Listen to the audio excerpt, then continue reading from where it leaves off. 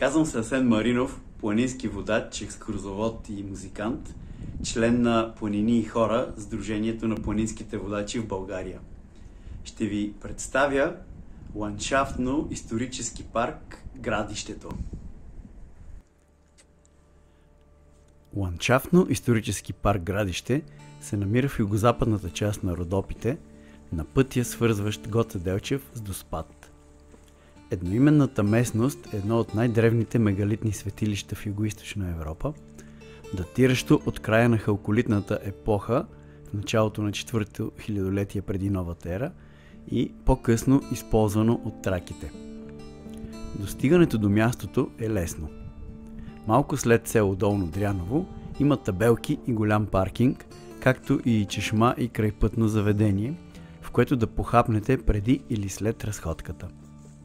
Покрай паркинга има експозиция на местни видове скали, която води към посетителския център, до който има тоалетни и въжена градина. След като заплатите символична такса за входа, може да започнете вълнуващата разходка. По-лесният вариант за посещение ще ви отнеме около час за отиване и връщане по сравнително лесна екопътека, минаваща покрай най-интересните скални форми.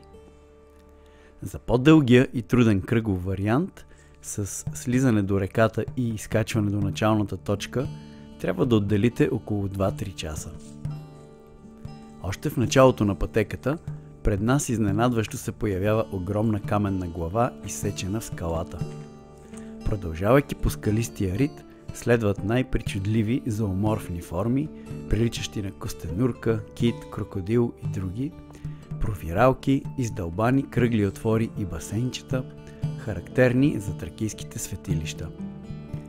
Краят на по-краткия и лесен маршрут завършва с страхотна панорамна площадка, от която се открива гледка към граничната планина Славянка и планината Фалакро в Гърция.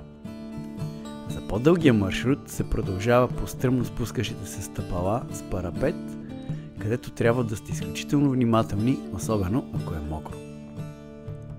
Краткият маршрут е подходящ и за деца и възрастни, като най-красиво е през пролетта и есента, а през лятото задължително трябва да си вземете вода.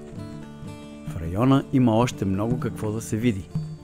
Китните села и архитектурни резервати Долен, Ковачевица и Лещен, язовира Доспат, римският град Никополисът Нестум, минералните води в Огняново. Така че отделете си време и не бързайте.